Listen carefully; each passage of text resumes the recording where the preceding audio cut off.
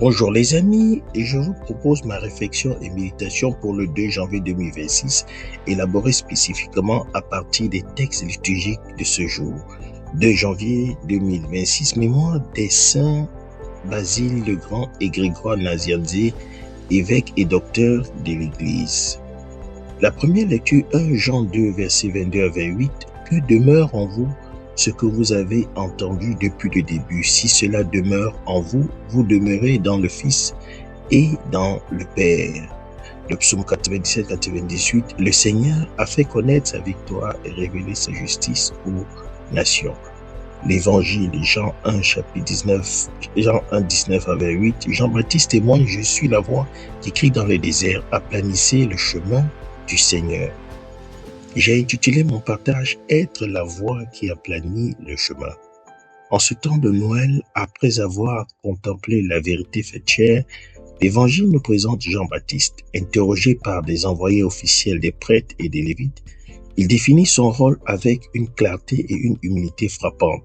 Son témoignage est un modèle pour quiconque sert la justice.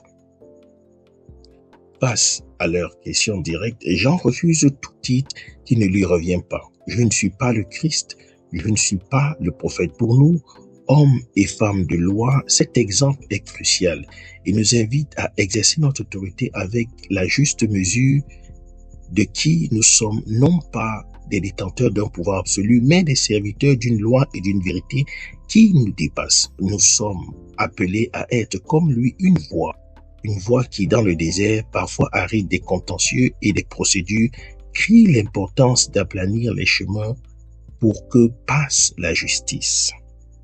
Mais que signifie aplanir le chemin dans notre quotidien? La première lecture de Jean nous donne un critère. Que demeure en vous ce que vous avez entendu depuis le début?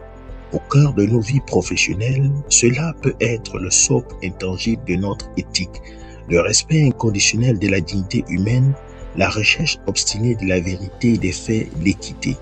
Quand ces principes demeurent en nous, ils nous gardent de nous prendre pour la loi incarnée et nous aident à demeurer dans le Fils, c'est-à-dire dans l'amour et la vérité. C'est ainsi que nous participons à la victoire de la justice dont chante le psaume, non comme des triomphateurs, mais comme des artisans patients.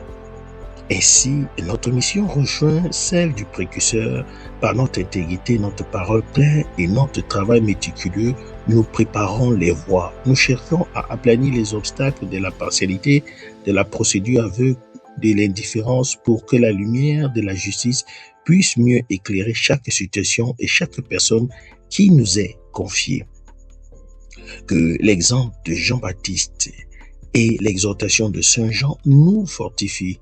Puissions-nous être dans nos prétoires, nos cabinets et nos bureaux, cette voie fidèle et cette demeure stable de l'éthique pour servir non notre propre gloire, mais l'avènement d'un droit plus juste et plus humain. C'est ça que je nous souhaite à tous et à chacun. Merci.